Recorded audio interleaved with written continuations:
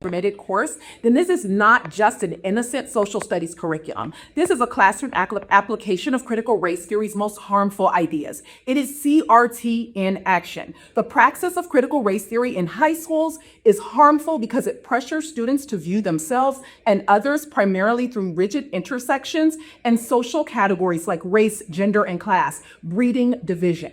And even if terms like intersectionality are avoided in the curriculum, the praxis demands its teaching.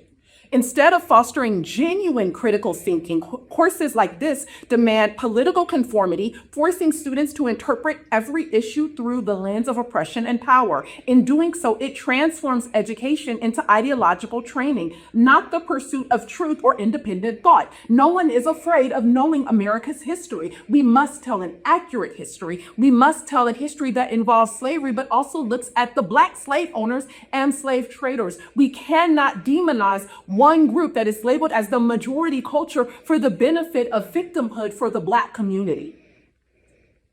These courses don't promote equity, but frame history as racial struggle, encourages and trains students to participate in Marxist views of racial activism as a necessary response to systemic racism, and to become activist agents for dismantling those systems.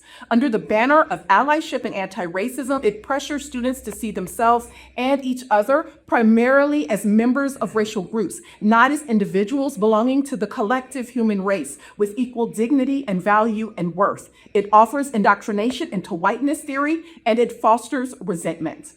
On the Glendora Unified homepage, the mission states the Glendora Unified School District equips students with knowledge, skill, and character to succeed in college, career, and life in an ever-changing global society. If this really is the mission, I question how the adoption of an ethnic studies curriculum, especially one that is steeped in critical theory, critical race theory, and intersectionality, which institutionalizes division based on oppressed and oppressor categories and subverts critical thinking, is in alignment with your mission.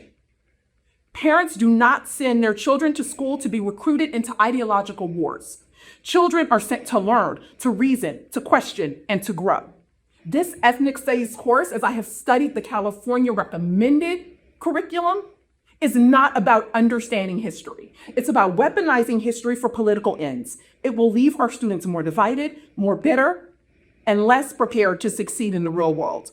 Our schools should not be training students, or our schools should be training students to think critically, not indoctrinate them into political wars. Thank you. The next speaker.